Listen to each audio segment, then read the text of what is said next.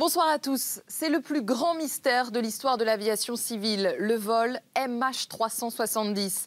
Souvenez-vous, le 8 mars 2014, il est minuit 30 quand le Boeing 777 de la Malaysia Airlines quitte Kuala Lumpur en Malaisie, direction Pékin. Quelques minutes plus tard, sans explication, sans aucun signal de détresse envoyé à la tour de contrôle, l'avion va disparaître et avec lui, les 239 personnes qui se trouvaient à son bord.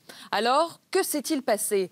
Depuis 4 ans, les rumeurs les plus folles circulent et incroyable, aujourd'hui encore, on ignore la vérité. Un cauchemar pour les familles des victimes, dont fait partie Guylain Watrelot. Ce Français a perdu sa femme et 2 de ses enfants dans la catastrophe. Il sera notre invité tout à l'heure et nous dira s'il croit à la thèse du suicide du pilote. Cette hypothèse que relancent aujourd'hui des experts australiens et que vous allez découvrir dans un documentaire passionnant.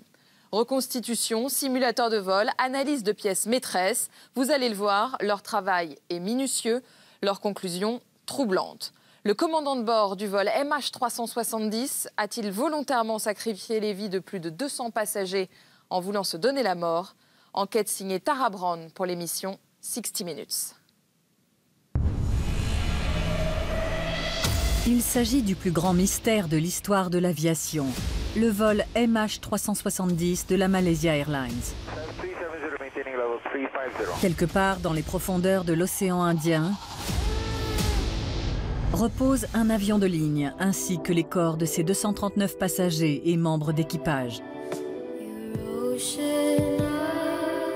C'est la plus grande énigme du transport aérien.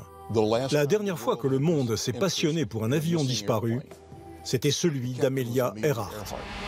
Les experts et les enquêteurs spécialisés dans les crashs aériens les plus réputés au monde vont mener une contre-enquête pour comprendre les dernières heures de cette tragédie.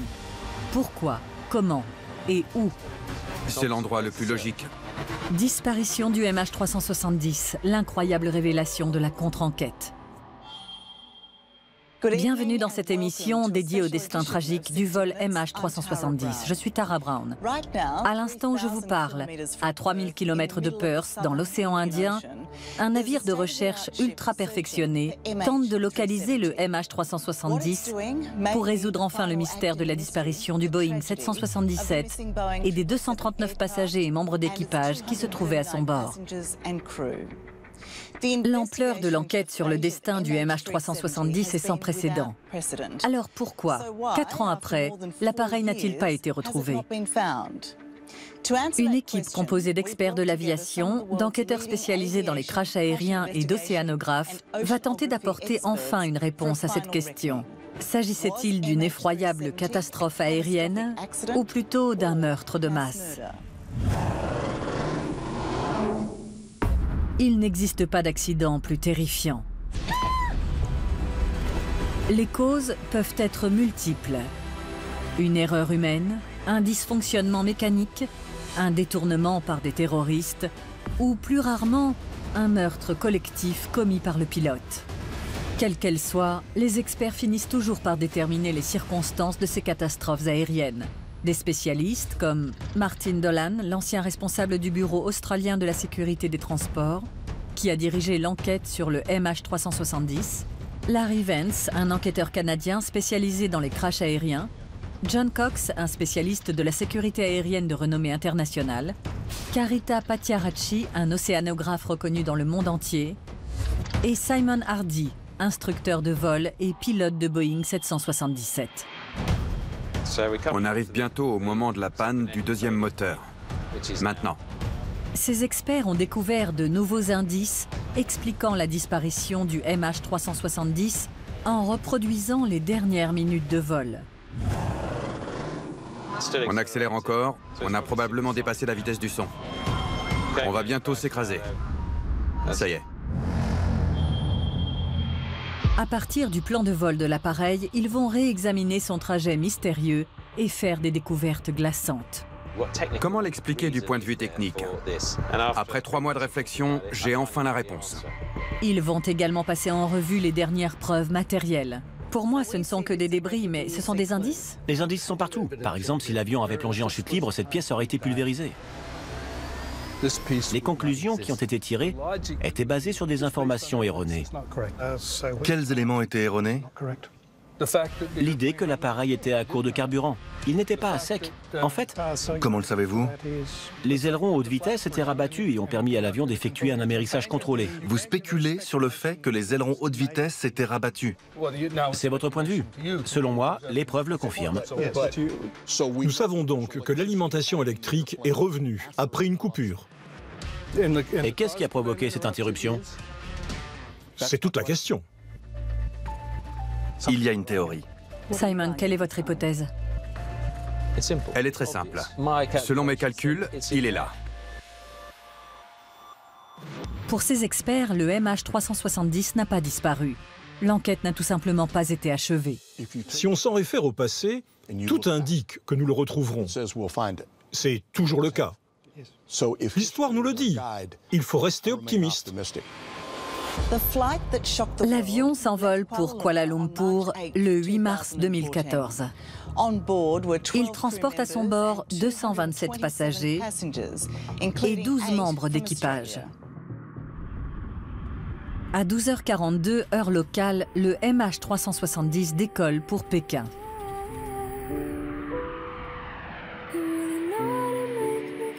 Le capitaine Zahari Ahmad Shah est un Malaisien de 53 ans et un pilote chevronné et admiré.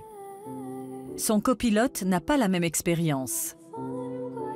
Il s'agit du premier vol en 777 de Farik Abdulhamid, 27 ans. Pendant 37 minutes, le vol MH370 se déroule comme n'importe quel autre.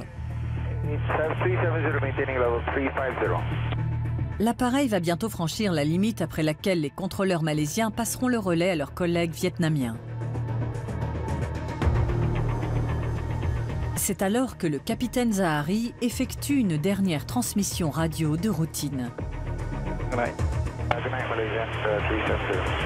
2 minutes plus tard, le transpondeur et toute communication avec le sol sont éteints à la frontière entre les espaces aériens malaisiens et vietnamiens. Le Boeing 777 vient de disparaître de la surface du globe. Martin Dolan, directeur du Bureau australien de la sécurité des transports, est immédiatement mis au courant. Quand l'avion a disparu et que toutes les communications ont été coupées, vous vous êtes dit, est-ce que c'est un accident ou est-ce que le pilote est en cause? À ce moment-là, on ne pense qu'à une chose. L'avion a simplement disparu, donc il est encore possible que certains passagers aient survécu. Je peux affirmer d'expérience qu'on ne se demande pas tout de suite qu'est-ce qui s'est passé, mais est-ce qu'il y a des survivants et qu'est-ce qu'on peut faire? Dans les premières heures, on organise les efforts de recherche et on mobilise les secours. On se demande où est l'épave. Ce sont les questions qu'il faut se poser si on veut porter secours aux rescapés. Il faut avant tout les retrouver.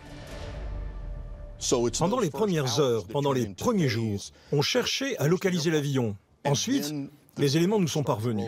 Et il y avait quelque chose qui clochait, quelque chose d'anormal, qui ne correspondait pas au schéma classique d'un accident. Cet événement était différent. Au vu du contexte, est-ce que lors d'un crash comme celui-ci, vous pensez immédiatement à un attentat?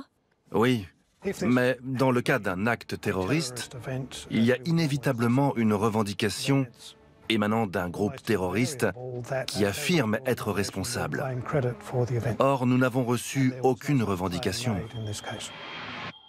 Pour les familles des victimes du crash, le 8 mars 2014 marque le début d'un cauchemar sans fin. 4 années à se poser des questions. 4 années à espérer des réponses. En vain. 4 années à subir l'absence d'un être cher. Amanda Lawton connaît bien cette souffrance.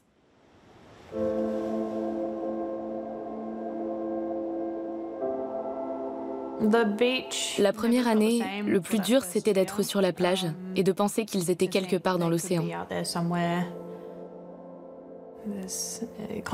Tout me rappelle leur disparition. Par exemple, quand je regarde le ciel et que je vois passer un avion, je me demande comment un objet de cette taille peut disparaître. Les parents d'Amanda, Bob et Cathy Lawton, effectuaient le voyage de leur vie. Un séjour prévu depuis des années avec leurs amis, Rodney et Mary Burroughs. C'est dur de ne pas savoir. Normalement, les gens reviennent quand ils partent en vacances. Ils ne disparaissent pas comme ça. C'est injuste. Pourquoi est-ce si important de comprendre ce qui s'est passé? Il faut qu'on sache ce qui est arrivé au MH370. Comment un Boeing 777 peut-il disparaître? Est-ce que ça peut se reproduire? Nous devons retrouver nos proches. La douleur est trop grande. Mes sœurs, ma famille, nous souffrons beaucoup.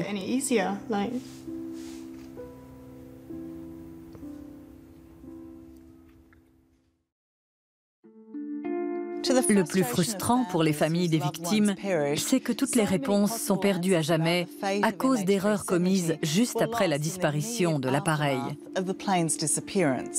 Suite à de graves manquements, les autorités malaisiennes ont dirigé les premiers efforts de recherche au mauvais endroit. Le plus incroyable est que le gouvernement malaisien a mis 4 jours à admettre que les secours avaient été orientés dans la mauvaise direction.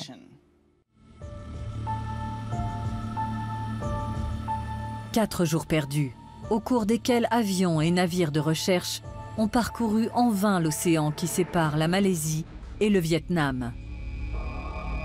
Le 4e jour, le Premier ministre Najib Razak donne sa première conférence de presse et fait une incroyable révélation.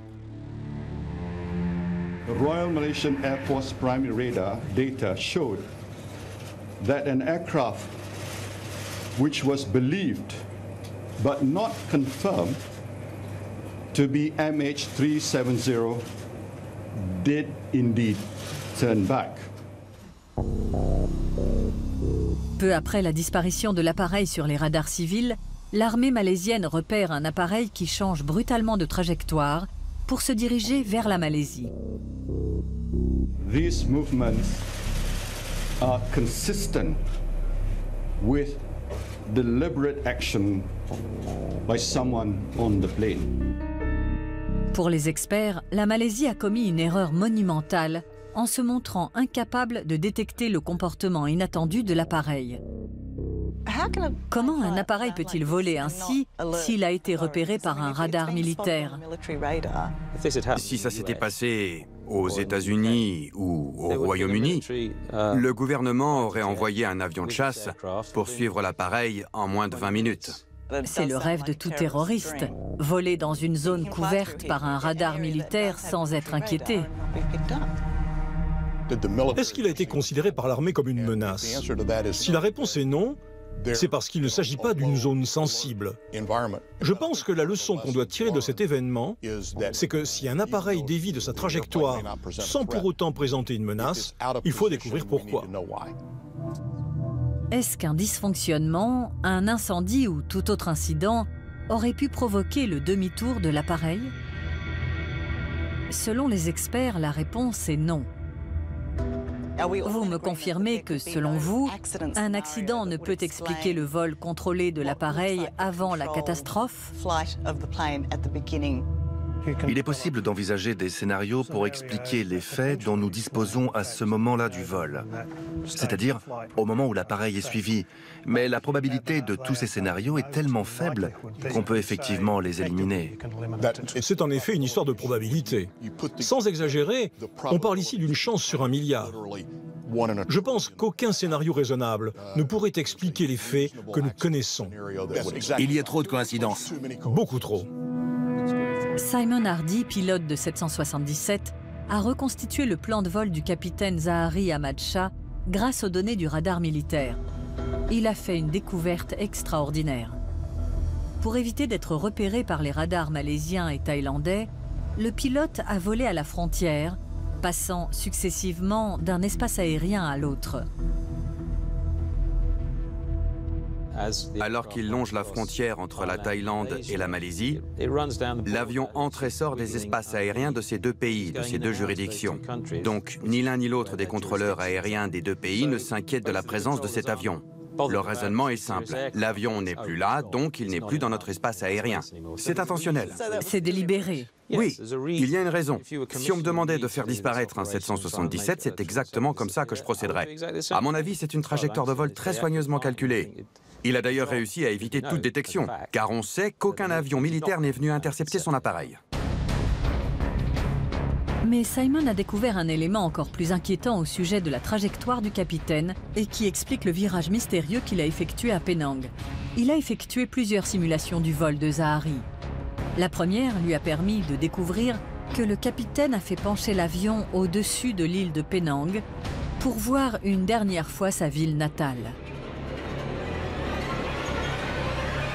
Si on décortique le mouvement, on s'aperçoit qu'il s'agit d'un virage à gauche. Ensuite, l'appareil entame un long virage à droite avant un dernier virage à gauche. J'ai réfléchi pendant longtemps aux raisons qui ont poussé la personne aux commandes à effectuer cette manœuvre. Quelle était la raison technique? Au bout de 2 ou 3 mois, j'ai enfin compris pourquoi il avait fait cela. Pour regarder par la fenêtre. Pourquoi voulait-il voir Penang ? À mon avis, c'était peut-être pour prendre le temps de faire ses adieux à sa ville natale. Après avoir quitté Penang, le MH370 suit la zone blanche dans laquelle il est indétectable sur 400 km vers le nord-ouest avant d'être définitivement hors de portée des radars. Pour les experts, c'est un acte délibéré de la part du pilote de l'appareil. En effet, à cet instant, les passagers et l'équipage avaient compris que tout ne se passait pas comme prévu. À votre avis, qu'est-il arrivé aux passagers? L'idée qui revient le plus souvent est la suivante. Au moment où le pilote coupe le transpondeur, il dépressurise l'appareil et les passagers perdent connaissance. Tout porte à croire que c'est ce que le pilote a fait, parce que ce serait logique, au vu de tous les autres gestes qu'il a effectués. Tout me laisse penser que c'est probablement ce qui s'est passé. Si l'avion n'avait pas été dépressurisé, est-ce que vous pensez que des passagers auraient tenté de communiquer avec l'extérieur? Est-ce qu'il y aurait eu des appels, par exemple? Ça aurait été nettement plus facile pour eux d'appeler, bien sûr. Si on y réfléchit bien, il n'y a qu'une conclusion possible. C'est probablement la décision la plus logique de la part du pilote. En effet, s'il souhaitait faire disparaître l'avion, il ne voulait aucune interférence en cabine et surtout, il voulait éviter que les passagers passent des appels depuis leur téléphone portable. Donc, je pense que c'est bien ça qui s'est passé. Si vous me posez la question, c'est ma réponse. C'est justement dans le silence radio entourant cet appareil que se cache la clé de l'énigme. Chaque jour, le mystère s'épaissit. Tout le monde a vite compris que cet accident était unique dans l'histoire de l'aviation. La dernière fois que le monde s'est passionné pour un avion disparu, c'était celui d'Amelia Earhart. Nous savons désormais que le MH370 a effectué un gigantesque virage juste après avoir disparu des écrans de contrôle. Il a ensuite été repéré par des radars militaires alors qu'il retournait vers la Malaisie en survolant l'océan Indien. C'est une trajectoire inexplicable, à moins d'envisager l'impensable. Zahari Ahmad Shah avait prévu de se suicider en emportant avec lui les passagers et l'équipage. Un geste rare, mais pas unique. Le 24 mars 2015, 40 minutes après s'être envolé de Barcelone pour Düsseldorf, le vol 95-25 de la Germanwings disparaît des radars au-dessus des Alpes françaises.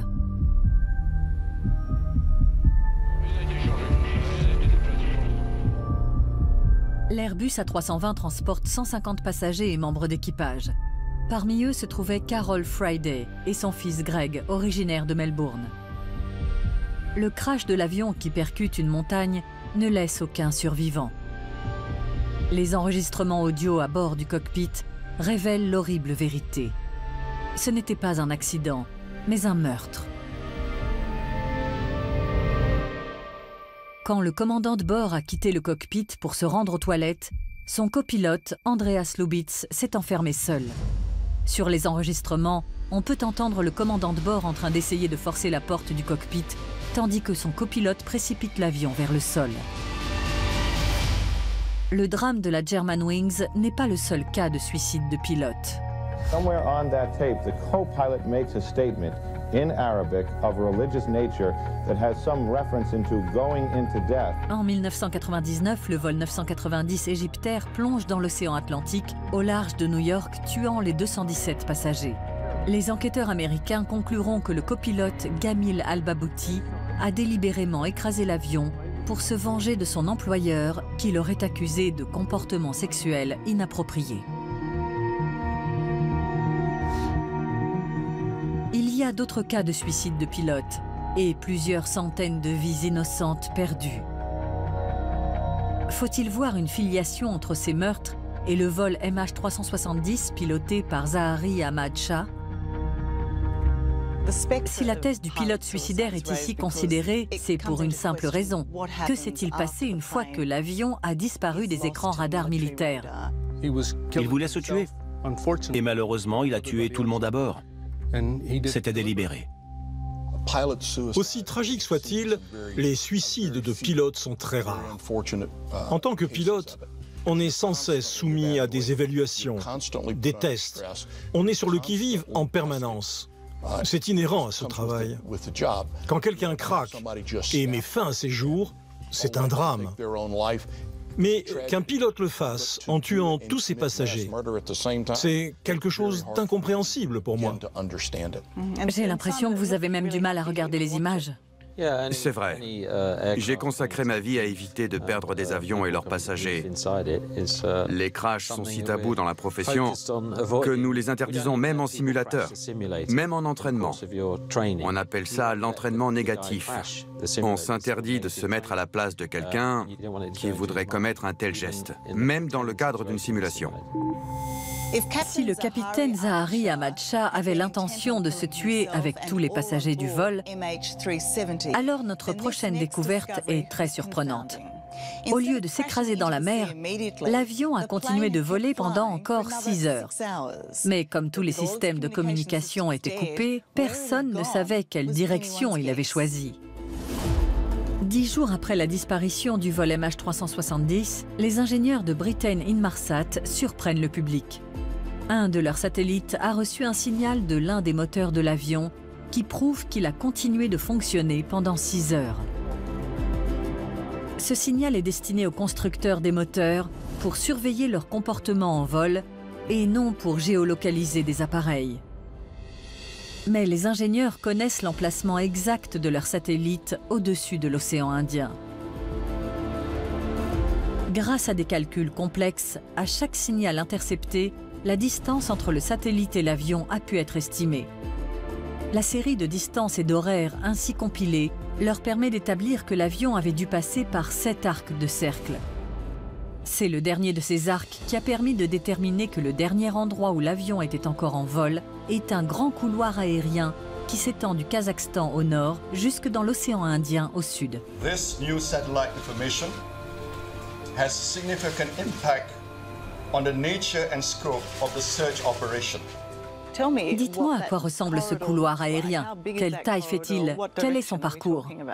Les informations que nous avons pu collecter, c'est-à-dire la distance de l'avion au satellite placé au milieu de l'océan Indien, sont très fiables. Le problème, c'est qu'un arc de cercle de ce rayon peut aller du milieu de l'océan Indien jusqu'en Asie centrale.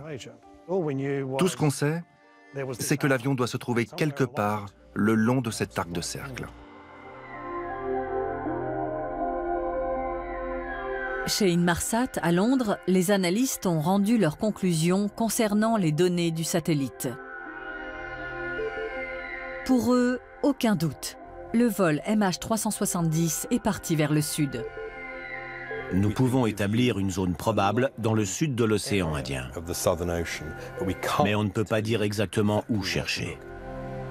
Mais tandis que les recherches se concentrent au sud, dans les zones les plus reculées de l'océan, le monde entier se pose toujours cette question. Pourquoi ce pilote a-t-il voulu perdre son appareil en mer dans cette région de l'océan Indien? Pour le faire disparaître. Le pilote a conduit l'avion jusque-là car il ne voulait pas qu'on le retrouve.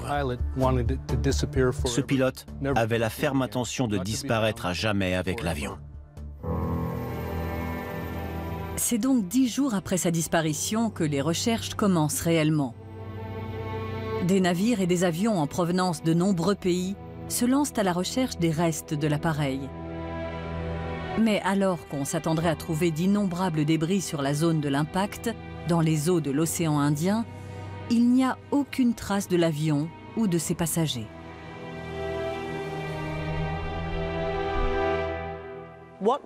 Dans ce genre d'accident, qu'est-ce qu'on s'attend à trouver? Je peux vous faire part de mon expérience. J'ai travaillé sur l'accident du vol Swissair 111. 2 millions de morceaux ont été retrouvés sur la zone de l'impact, tant les forces hydrodynamiques étaient puissantes lors de ce crash à grande vitesse. Quand un avion a heurté l'eau à pleine vitesse, on s'attend à constater ce genre de dégâts. Carrie, vous êtes océanographe. Pouvez-vous nous parler de cette partie de l'océan Indien? C'est un milieu très hostile. Il y a beaucoup de vent et de vagues. Cela leur a pris 10 jours pour finalement lancer les recherches dans cette zone. Durant ces 10 jours, il y a eu 2 cyclones. Donc la mer a été extrêmement agitée, ce qui a dû encore réduire la taille des fragments de l'appareil. À ce stade, il faut tout miser sur la recherche de l'avion. Mais où concentrer nos recherches? Là où la probabilité de retrouver l'appareil est la plus grande.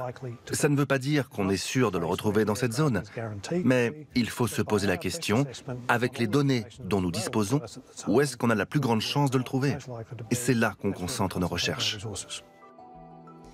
Les enquêteurs disposaient désormais d'une information essentielle grâce aux données satellites. Le MH370 s'était dirigé vers le sud de l'océan Indien. Mais tant que l'avion restait introuvable, le mystère demeurait.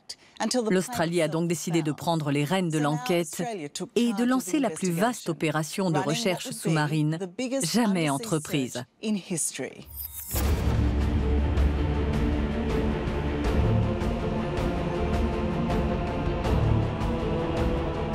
En se basant sur l'ensemble des paramètres disponibles, données satellites, niveau de kérosène, vitesse de croisière estimée, le Bureau australien de sécurité des transports a défini une zone de recherche de 120 000 km² de fond marin.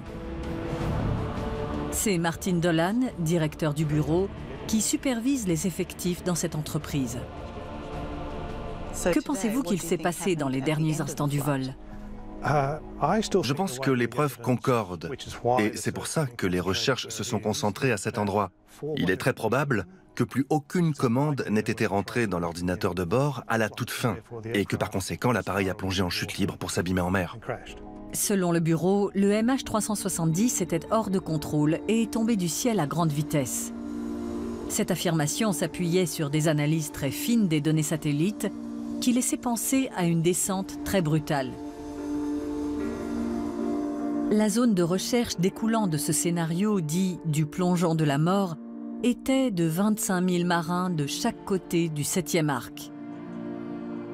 Si c'est le scénario le plus probable, si l'avion s'est écrasé ainsi, pourquoi reste-t-il introuvable? C'est la question que je me pose chaque fois que nous éliminons une nouvelle zone de recherche. Est-ce que vous acceptez l'hypothèse selon laquelle l'avion était piloté jusqu'à la toute fin? Nous avons toujours reconnu que c'était une possibilité. Qu'en est-il de la zone de recherche dans ce cas? La tâche serait presque impossible. Si on tient compte des ressources qui ont été mises à disposition par le gouvernement, alors c'est impossible. L'hypothèse de la descente à grande vitesse découle des données satellites. Mais 2 scénarios sont possibles.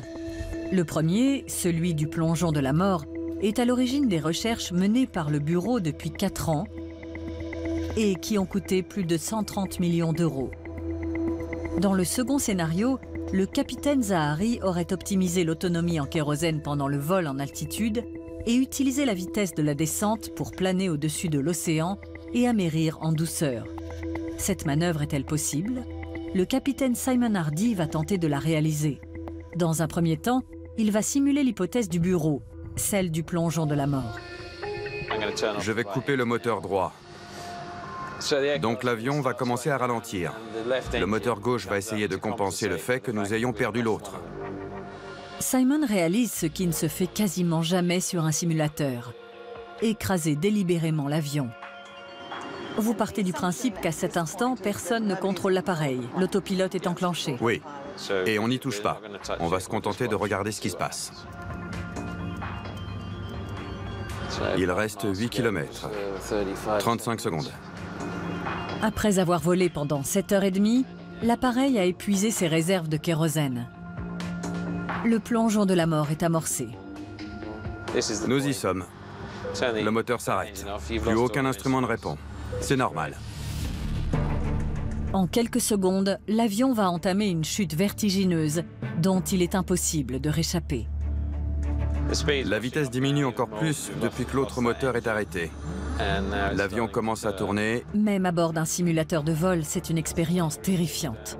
La vitesse augmente. J'ai une alerte d'angle d'inclinaison. Ça, c'est l'alerte de vitesse excessive. Il faut que je redresse l'avion. L'avion me dit que je vais toucher le sol si on continue à descendre ainsi. Il reste 3000 mètres. L'avion accélère. On a dû passer le mur du son. On va s'écraser. Ça y est. Très bien. Fin de la simulation. Effroyable, non? L'avion est descendu de son altitude de croisière jusqu'au niveau de la mer en moins de 2 minutes. Il est donc très proche de l'endroit où il a épuisé tout son carburant. Quelle distance on a parcouru? Un tout petit peu plus de 19 km depuis l'arrêt du deuxième moteur. Vous pensez que c'est ce qui s'est passé? Non, je ne pense pas. Je pense que quelqu'un a piloté l'appareil jusqu'au dernier instant. Le scénario du plongeon de la mort ne me semble pas réaliste. Vous penchez pour un autre scénario? Selon l'autre hypothèse, c'est l'acte délibéré d'une personne à bord qui souhaitait que l'avion soit tout simplement impossible à retrouver. Nous allons maintenant simuler ce deuxième scénario, en tenant compte des calculs réalisés par le bureau qui indiquent une descente rapide. Le pilote a-t-il réussi à redresser l'avion après cette chute vertigineuse? Et quelle distance a-t-il parcouru avant d'effectuer un amérissage contrôlé? Le deuxième moteur va bientôt s'arrêter. Quelques secondes après l'arrêt du second moteur par manque de carburant, nous entamons une nouvelle fois une descente apparemment incontrôlée. 1500 mètres par minute, 1800, 2400, 2700. La déviation est totale. Je vais maintenant redresser l'appareil. Mais cette fois, le pilote parvient à reprendre le contrôle de l'appareil. On reprend de la vitesse. Sans carburant et avec les contrôles de base seulement, le Boeing 777 répond à nouveau aux commandes. Là, nous volons sans aucun moteur, comme un planeur géant. On a l'impression que c'était très facile de redresser l'avion. C'est parce que nous sommes dans un simulateur ou n'importe quel pilote peut faire ça? Je pense que c'est possible. N'importe quel pilote en serait capable, à mon avis. Notre descente contrôlée jusqu'à la surface de l'océan va durer 9 minutes et nous conduire à près de 80 000 marins plus loin. 150 mètres, 100 mètres, 30 mètres.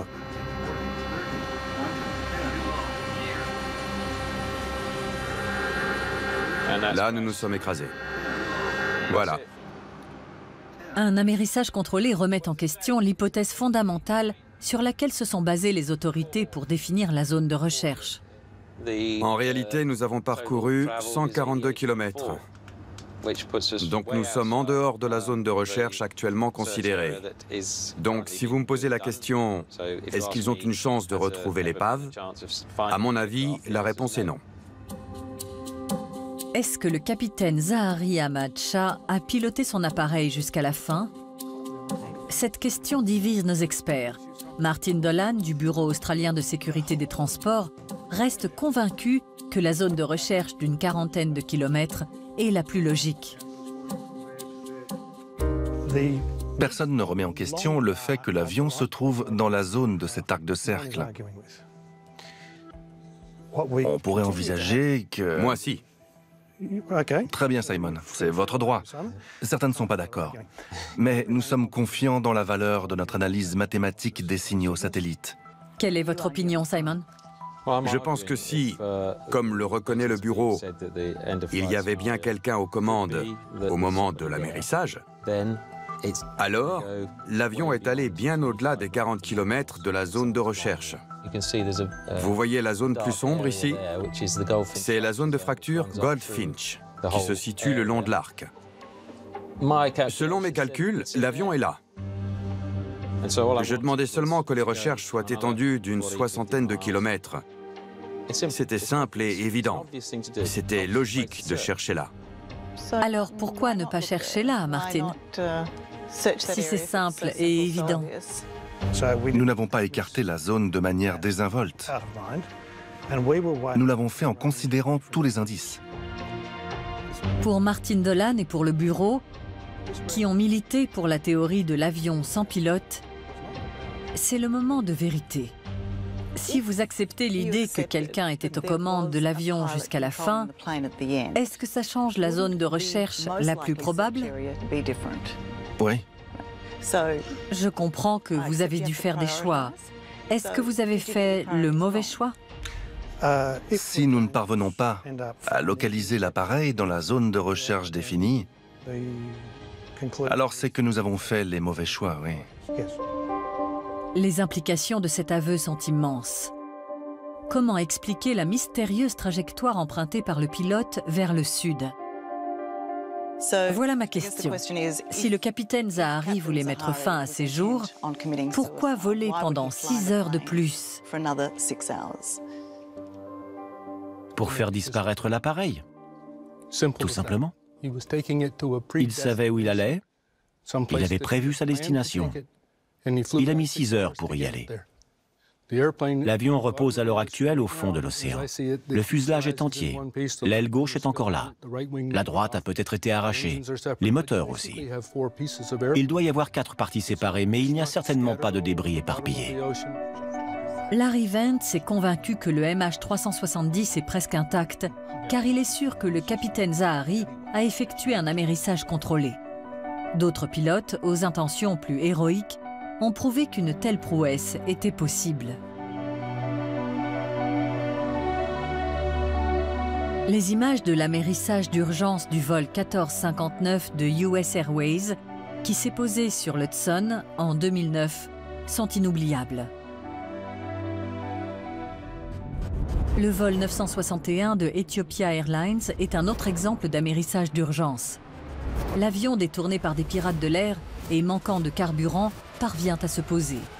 Miraculeusement, 50 des 175 passagers survivent à la catastrophe. Lors d'un amérissage contrôlé, même dans des conditions plus difficiles que celles du vol de la Malaysia Airlines, l'avion peut subir très peu de dégâts. Les débris de l'appareil qui se sont détachés et ont été retrouvés sont donc des preuves supplémentaires d'un amérissage en douceur et non d'un crash à pleine vitesse. Larry, quelle importance accordez-vous aux premiers débris retrouvés sur les côtes africaines?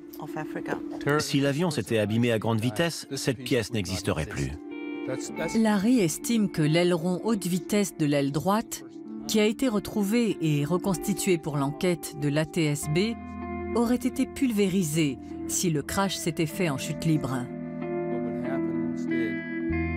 Que se serait-il produit si cette partie de l'appareil avait percuté l'eau à grande vitesse? L'avant serait détruit. L'aileron est creux, donc l'eau s'y serait engouffrée et il aurait explosé de l'intérieur. Donc cette pièce aurait été anéantie. Pour Larry, les preuves confirmant cette théorie abondent, en particulier l'érosion de la partie arrière de l'aileron. L'explication est simple. L'aileron était en position basse et la force de l'eau était colossale. C'est pour ça qu'il est érodé à l'arrière. Les ailerons ne peuvent être positionnés vers le bas sans qu'un pilote actionne la commande. Abaisser les ailerons avait pour but d'amérir en douceur, laissant le fuselage intact et réduisant la quantité de débris. Martin, est-ce que le bureau admet que les ailerons étaient abaissés? Ce n'était pas notre hypothèse au moment où nous avons défini la zone de recherche. Avez-vous la preuve qu'ils n'étaient pas abaissés? Non. Justement, c'est exactement notre position. Il existe 2 théories valables. Quelqu'un était aux commandes de l'appareil et le contrôlait encore à la fin. Ou il n'y avait plus personne. Il existe des preuves pour appuyer ces 2 théories. Je pense que la majorité des experts estiment que les ailerons étaient abaissés, complètement abaissés. Larry, je dis simplement que les preuves ne sont pas suffisantes pour tirer une conclusion définitive, comme vous vous permettez de le faire. De mon côté, je considère que les preuves qui indiquent que le point de départ de la descente était ici sont erronées. Quelles preuves sont erronées, selon vous? L'idée que l'appareil était à court de carburant. Il n'était pas à sec. En fait, Comment le savez-vous? les ailerons étaient rabattus et ont permis à l'avion d'effectuer un amérissage contrôlé. Vous spéculez sur le fait que les ailerons étaient rabattus. C'est votre point de vue. Selon moi, l'épreuve le confirme. L'amérissage n'a pas dû être une manœuvre facile à réaliser. Quelle était la hauteur moyenne des vagues ce jour-là, vous le savez? 3 ou 4 mètres. 3 à 4 mètres, c'est assez haut. Des vagues de cette taille auraient pu gravement endommager l'avion. Je pense qu'on peut effectuer un amérissage avec un avion de ligne dans ces conditions. Comme Larry l'a dit, il est possible de préserver l'intégrité de l'appareil. Je suis d'accord pour dire que tout cela a été méticuleusement planifié pour faire disparaître l'avion. Si je devais faire disparaître un avion, je resterais aux commandes jusqu'à la fin, à moins que je ne rencontre un problème. Il ne faut pas exclure cette possibilité. C'est exactement ce qu'on ferait pour un amérissage contrôlé. Il faut rester aux commandes. Il faut piloter jusqu'à la fin. Si on présume que l'appareil a fait un amérissage contrôlé à une vitesse réduite, alors on ne peut plus se ranger derrière l'idée qu'il a été pulvérisé en dizaines de milliers de pièces. Je pense qu'il est plus probable que l'avion se soit disloqué en quelques pièces de grande taille. Donc, vous pensez que l'interprétation de Larry est plausible? Oui, absolument. Un autre élément troublant, qui conforte la thèse de l'appareil contrôlé jusqu'à la fin, a été découvert dans l'ordinateur personnel du capitaine Zahari. Une simulation de vol dont la trajectoire se termine dans le sud de l'océan Indien. Simon Hardy révèle un détail troublant. Zahari n'a pas programmé de point de destination lors de sa simulation. Il n'avait donc d'autre choix pour se poser que la surface de l'océan. Soit il s'agit d'une série de coïncidences qui s'accumulent, soit c'est au contraire un acte délibéré de la part de quelqu'un qui avait soigneusement élaboré un plan très intelligent. Les recherches continuent dans l'espoir de retrouver l'épave du vol MH370. Aujourd'hui, dans les profondeurs de l'océan Indien, un navire appelé le Seabed Constructor et appartenant à la société Ocean Infinity est en mission depuis le mois de janvier. Cette expédition, qui doit cesser à la mi-juin 2018, se déroule dans une zone au nord de la précédente zone de recherche. La fin des recherches, si elles échouent, marquera la fin de tout espoir de retrouver un jour l'avion et ses passagers. On continuera à se demander qu'est-il arrivé au vol MH370. Un exemple historique donne tort à ceux qui penseraient que la recherche du vol MH370 est futile. Le cas du vol Air France 447, qui s'est écrasé en 2009 dans l'océan Atlantique. Bien qu'on ait retrouvé des débris à la surface de la mer, durant l'année qui suit, les recherches des fonds marins restent infructueuses. Sans trace de l'épave de l'avion, les recherches sont abandonnées. Un an plus tard, en 2011, l'équipe qui avait retrouvé l'épave du Titanic commence une nouvelle mission avec des technologies de pointe. Elle retrouve l'appareil en une semaine. Pour retrouver l'avion du vol MH370, la même technologie est utilisée. En l'occurrence, un bataillon de véhicules sous-marins et autonomes sont déployés nuit et jour depuis le Seabed Constructor, leur vaisseau mère. Ils scrutent jusqu'à 1100 km² par jour depuis le mois de janvier 2018. Mais surtout, ils inspectent une zone au nord de la zone initiale, une zone que le professeur Patiaracci a désignée comme pouvant avoir reçu les débris à la dérive. Pensez-vous qu'Ocean Infinity réussira sa mission? Je l'espère. Mais il a fallu près de 100 ans pour retrouver le Titanic. Aujourd'hui, nous retrouvons encore les épaves de sous-marins et de navires de la Première et de la Seconde Guerre mondiale. Donc il y a toujours un espoir. La technologie est en constante évolution. Les familles de 239 personnes cherchent toujours à savoir ce qui est arrivé à leurs proches et ils attendent de faire leur deuil. C'est pour ça qu'il est nécessaire de continuer les recherches. Mais de l'autre côté, les gouvernements disent « le coût de cette recherche est démesuré ». Et c'est aussi leur rôle de définir des priorités dans le budget des États. Même si dans ce cas précis, je ne suis pas d'accord avec leurs décisions parce que je suis personnellement déterminé à retrouver l'appareil. Dans l'histoire de l'aviation civile, surtout lorsque des passagers qui ont payé leur billet sont impliqués, on a toujours retrouvé l'avion. Si on ne retrouvait pas l'appareil, cela deviendrait un des plus grands mystères de l'histoire de l'aviation. Et l'aviation n'aime pas les mystères. C'est pour cela qu'autant d'efforts ont été déployés jusqu'à aujourd'hui. Vous pensez que ces efforts devraient se poursuivre? Absolument. Si on ne cherche pas, on ne le trouvera pas. Abandonner maintenant, je n'y arriverai pas. Dans l'histoire de l'aviation, jamais de telles recherches n'avaient été menées. Grâce à des technologies de pointe et aux cerveaux les mieux entraînés, l'enquête dirigée par l'Australie a envisagé tous les scénarios possibles. Malheureusement, pour l'heure, les résultats ne sont pas au rendez-vous. Sans épave de l'avion, ce qui était impensable est devenu l'un des scénarios les plus probables. Le vol MH370 aurait continué à voler en dessous de l'altitude où il aurait pu être détecté. C'est un scénario cauchemardesque qui étendrait la zone de recherche à l'océan entier, ou presque. Étant donné le coût que représenterait la prolongation des recherches, je pense qu'il n'est pas raisonnable d'espérer obtenir une réponse un jour. Pour moi, la véritable leçon de cet accident, grâce aux données qu'on a pu récolter, c'est qu'il y a des mesures à prendre dès à présent pour qu'ils ne se reproduisent pas. Sans retrouver l'appareil. Sans retrouver l'appareil. Donc pour vous, il n'est pas nécessaire de retrouver l'avion. On devrait arrêter les recherches. C'est souhaitable. L'enquête de base est terminée et nous savons ce qu'il s'est passé. Je parle uniquement du point de vue des faits. Les conclusions élémentaires sur les événements sont déjà disponibles grâce aux éléments que nous avons mis au jour. Mais vous êtes tous d'accord. Quelles sont vos conclusions? Qu'est-il arrivé à l'avion? C'était un acte prémédité, délibéré, et cela a été fait dans un laps de temps assez long. Je pense que le public et les usagers des compagnies aériennes peuvent être rassurés, dans la mesure où tous les experts s'accordent à dire qu'il s'agit d'un acte criminel et qu'il n'y a pas eu de problème avec l'avion. Le caractère criminel de l'incident nous invite simplement à nous poser la question suivante. Comment empêcher quelqu'un qui est déjà aux commandes de l'avion de faire ce qu'il veut avec? Est-ce que c'est seulement possible?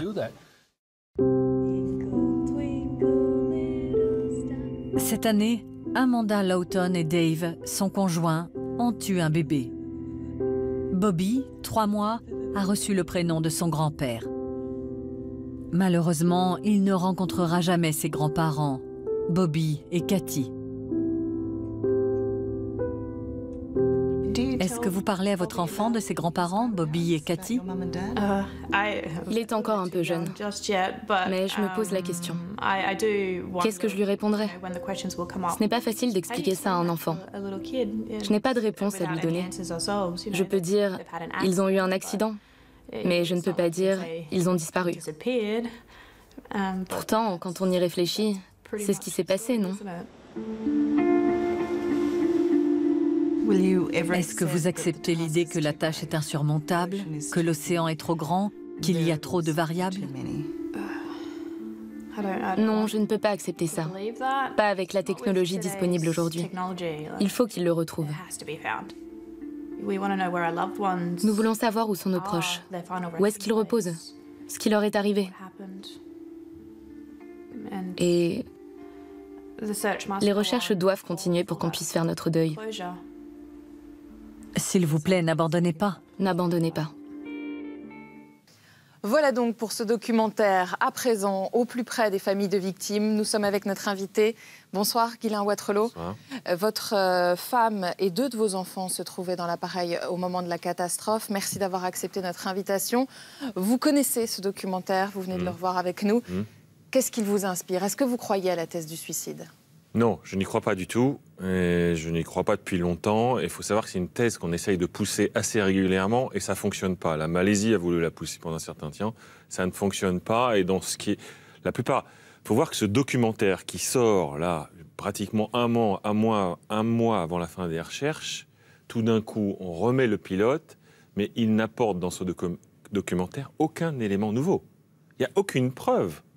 sur le pilote. Il y en a quand même. Il y a l'analyse de cette fameuse pièce, ce flaperon qui appartenait à l'aile, où il est expliqué dans le détail qu'il était plutôt vers le bas, c'est-à-dire déclenché par une action humaine, qu'il est dentelé, c'est-à-dire qu'il n'a pas été ce flaperon, d'abord, pulvérisé par un tir de missile, mais que c'est l'effet de l'océan qui lui a donné cette forme. Tous ces indices-là, vous n'y croyez pas? Ce flaperon, je vais vous dire, ce flaperon, on dit qu'il appartient à l'appareil. Ce flaperon, la preuve qui dit ça, c'est très simple. Dans ce flaperon, d'abord, la plaque d'identification, comme par hasard, elle est décollée. Elle n'est plus là. Vous savez quand est-ce qu'on décolle des plaques d'identification? C'est quand on démantèle des avions. Elle n'a pas pu être décollée par l'action de... Peut-être, mais moi je peux vous dire qu'à chaque fois qu'on décolle une plaque, c'est qu'on démantèle un avion. C'est prévu pour tenir ces plaques, je suis désolé. L'autre chose, c'est qu'est-ce qui relie? C'est donc la plaque, elle n'existe plus. Donc on a été voir à l'intérieur, et il y a 3 numéros à l'intérieur qu'on a retrouvés, par une pièce qui a été fabriquée par un sous-traitant d'un sous-traitant qui est en Espagne. Sur les 3 numéros, il n'y en a qu'un qui a parlé. Pourquoi un seul numéro a parlé? Et nous donne un papier écrit à la main qui relie ce numéro, écrit à la main, et une commande de Malaysia Airlines. Pas l'avion, une commande de Malaysia Airlines. Donc ça peut très bien être un flaperon démantelé d'un autre Boeing 777 de Malaysia Airlines, et il y en a eu. Où est-elle cette pièce maintenant? Qui est-ce qui la détient? Elle est encore en France. Elle est encore en France. Et donc, avec aux mains d'experts qui peuvent communiquer avec la justice française, parce que ça fait partie aussi de votre combat, de dire que la justice française n'arrive pas à avoir les preuves qu'elle devrait avoir. Non, la justice, je vais vous dire, la justice française, moi je dis toujours, la seule enquête dans laquelle j'ai confiance, c'est ce juge français qui est en charge de l'enquête. Il est indépendant, il essaye de bien faire son boulot. Mais il faut comprendre qu'il y a 2 pays qui ont des informations essentielles dans cette histoire, qui n'ont jamais donné leurs informations. Ces 2 pays sont l'Angleterre et les États-Unis. On va commencer par les États-Unis. Le FBI va sur place le 9 mars. Pourquoi le FBI est sur place? J'aimerais comprendre. Que fait le FBI en Malaisie le lendemain de cette catastrophe? Parce que c'est un Boeing et que d'une certaine manière, c'est pas la procédure. États-Unis, je suis désolé, c'est pas la procédure internationale. Le... Ça ne marche pas comme ça. Pourquoi le FBI prend le simulateur de vol du pilote? Pourquoi le FBI ne veut pas communiquer ces informations au juge français? Donc FBI, on n'a rien. Deuxième entité qui ne dit rien, Boeing. On n'a jamais rien eu de Boeing. Ne veut pas communiquer avec le juge français. Donc ça, c'est les États-Unis. L'Angleterre, il y a 2 choses importantes. Rolls-Royce, qui a des données avec le moteur, et ces foutues données Inmarsat qui disent où est l'avion quelque part. Inmarsat n'a jamais voulu donner, c'est ce qu'on appelle ces raw data, donc la preuve de ces données, ni aux familles, ni aux juges, ni aux enquêteurs. Et Rolls-Royce ne veut rien donner non plus. Pourquoi ces pays ne veulent pas nous donner ces preuves-là? Si elles existent, donnons-nous ces preuves-là. Donc moi, je suis désolé, je ne peux pas croire à des choses qui n'existent pas. Vous, votre thèse, c'est que l'avion a été abattu. Pourquoi l'aurait-il été? Il y a 2 solutions, à mon avis. Il y a quelque chose ou quelqu'un qui ne doit pas arriver à Pékin. Possible. C'est déjà arrivé. L'autre solution, c'est effectivement l'avion est détourné. Donc il y a des pirates dans l'avion qui détournent l'avion. Et il faut l'abattre pour éviter un 11 septembre bis. Donc, ça veut dire qu'on est face à un secret d'État? Là, on est clairement face à un secret d'État, oui. Il est évident, ce que je dis toujours, il est évident qu'on nous ment depuis le 5e jour. Moi, je sais qu'on me ment depuis le 5e jour. Il faut savoir qu'on fait des recherches en mer de Chine pendant 4 jours. Et au bout du 5e jour, le gouvernement malaisien nous dit « Au fait, j'ai vu l'avion à des milliers de kilomètres de là ». Pourquoi ils mettent 5 jours à nous redire ça? Pourquoi ils font des recherches là où l'avion n'est pas? Donc il est évident, dès le 5e jour, qu'on nous cache quelque chose, qu'on ne veut pas nous dire la vérité. Et des choses comme ça, il y en a des dizaines, il y en a des centaines depuis 4 ans. Pourquoi des experts privés, comme ceux qu'on a pu voir dans le documentaire, pourquoi ceux qui ont participé aux recherches d'Ocean's Infinity, qu'on a aussi vu dans l'enquête qu'on vient de diffuser, pourquoi ces gens-là travaillent sur quelque chose alors qu'il serait sûr, selon vous, qu'il ne s'est pas passé quelque chose là où ils recherchent les indices qu'ils recherchent? Non, mais ces gens-là croient aux données Inmarsat. D'accord, j'ai dit, ces données Inmarsat qui disent où est l'avion. Ces fameux satellites militaires britanniques. Je vais vous dire pourquoi je ne crois pas à cette zone de recherche. Il y a 3 raisons, très simples. La première raison, c'est un avion qui tombe dans l'eau, on trouve des débris flottants. On n'a pas trouvé un seul débris flottant. C'est pas possible. Un avion qui tombe dans l'eau, on trouve obligatoirement des débris flottants. L'avion ne peut pas atterrir comme une feuille. C'est pas possible. On dit bien dans ce reportage qu'il y a des creux de 3 mètres. Donc déjà, c'est première chose. Deuxième chose, s'il fait tout ce trajet-là, l'avion, il traverse 7 pays différents. Donc des couloirs aériens de 7 pays différents. On est bien d'accord. L'avion, OK, il coupe ses communications, ce qu'on appelle transponders et cars. Ça veut dire que les contrôleurs civils ne le voient pas. Il est ce qu'on appelle un avion fantôme. Ça, c'est vrai. Mais les radars militaires sont faits pour ça. Voir des avions fantômes. Oui, mais vous dites à l'instant que vous n'y croyez pas aux données de ces radars militaires. Ce que je veux dire, c'est que s'il avait fait ce trajet-là, on n'a pas besoin des données Inmarsat pour savoir où il est. Les militaires savent parfaitement où il est, cet avion, s'il fait ce trajet-là. On est bien d'accord? Les données Inmarsat ne sont pas faites pour ça. C'est totalement imprécis. Ça n'a rien à voir. Elles ne sont pas faites pour ça. Donc pourquoi allons-nous chercher des données Inmarsat? Si on en revient à la thèse du suicide du pilote, est-ce qu'à un moment, vous vous êtes dit, effectivement, dans un suicide, il y a une part complètement personnelle, complètement impénétrable, et ça, c'est difficile de le savoir. Est-ce que ça faisait partie des hypothèses qui étaient envisageables, selon vous? Oui, ça fait peut-être toujours partie des hypothèses envisageables, mais encore une fois, peut-être c'est possible, mais il n'est pas là, l'avion. Et quelque part encore, si c'était vraiment un suicide, on ne nous cacherait pas la vérité. Depuis le 5e jour, expliquez-moi pourquoi on nous a caché la vérité pendant 4 jours. Vous dites que François Hollande vous a caché la vérité en vous disant qu'il n'avait pas d'image satellite, alors que les Australiens en ont sorti quelques mois plus tard. Quelques années plus tard. Vous avez écrit à Emmanuel Macron depuis qu'il est élu. Est-ce qu'il communique avec vous? Il m'a dit qu'il ne souhaitait pas me recevoir et il me fera recevoir par Jean-Yves... Il m'a demandé d'écrire à Jean-Yves Le Drian. Jean-Yves Le Drian, excusez-moi, dans cette histoire, il est complètement mouillé, puisque quand il va en Malaisie, c'est pour vendre des Rafales, et quand il va en Australie, c'est pour vendre des sous-marins, le plus grand contrat jamais signé par la France. Donc Le Drian, c'est sûrement pas lui qui me dira quoi que ce soit. Alors, après, il m'a dit qu'il allait me faire recevoir par le secrétaire général de l'Élysée. Ben, j'attends ce moment, mais lui ne veut pas me recevoir. Moi, j'analyse ça, c'est qu'il n'est pas comme son prédécesseur, il ne veut pas mentir. Mais il vous adresse clairement une fin de non-recevoir. Bah, il m'a dit qu'il ne voulait pas me recevoir, oui, pour l'instant. Vous dites justement que vous travaillez avec le juge français. Vous avez mis votre carrière professionnelle entre parenthèses depuis cette catastrophe. Quel est votre quotidien? Vous enquêtez tous les jours? Tous les jours, vous cherchez des indices? Tous les jours. Tous les jours, je reçois des emails. Tous les jours, je reçois des infos. Tous les jours. Et plus je suis sur des plateaux comme les vôtres, plus je vais en recevoir. Mais tous les jours, je ne fais pas que ça. Et je veux de plus en plus mener une vie comme tout le monde. Et j'ai besoin de le faire maintenant. Parce que, mine de rien, ça fait 4 ans que ma vie est entre guillemets, comme vous le dites, mais je ne peux pas continuer comme ça. Donc aujourd'hui, mon combat, c'est d'abord de rechercher du boulot. Et je crois que de toute façon, la vérité me viendra ou viendra à des journalistes ou viendra aux juges par des gens qui savent et qui donneront une information. Qu'est-ce qui vous fait tenir aujourd'hui? 2 choses. Ce combat me fait tenir, parce que je sais pourquoi je me lève le matin. La deuxième chose, c'est qu'il me reste un fils. Ce fils, il a 25 ans. Il commence sa vie professionnelle. Il faut que je lui montre que la vie vaut le coup et que la vie est encore super et qu'on peut encore être heureux. Merci Guylain Wattrelos. Merci.